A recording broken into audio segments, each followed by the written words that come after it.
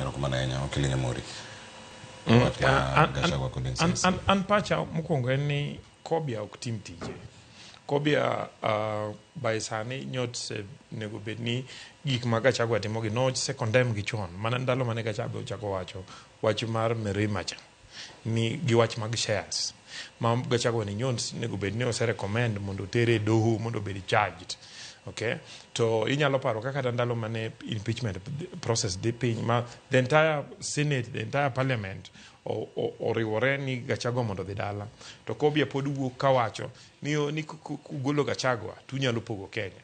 So chalo gima en mano miyo Gachagua feel ni after all anyalo pogo jo Kenya, anyalo suppose about jo Masawa, anyalo wacho kaka jo Masawa emano go kura monego bed nigi shares, anyalo wacho kaka onego wariw jo Masawa mondo wakaw gotelo, anyalo wacho kaka onego wachak Gema, to onge gima nyalo timo.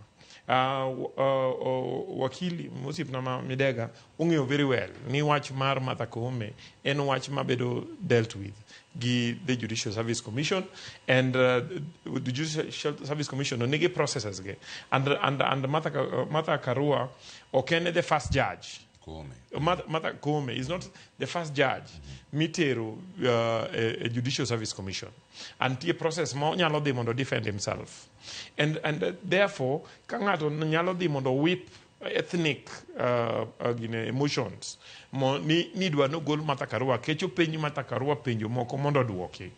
Then ngano en ngama temo mondo pog jo Kenya, en ngama chalo ngama dwani mondo incite jo piny, en ngama chalo ngama dwani mondo kel lweny. An ngama kamano nego bed condemned, en ngama nego bed questioned, en ngama nego tele court, en ngama action should be taken against. And therefore ana feeling it is the time mondo NCIC mondo obed reorganized, obed restructured, or me a new leadership manigi the authority mobedo respected across the country, manyalo tackle political leaders whether Guinness Rikal or outside the government. As we approach 2027, mondo the kind of narrative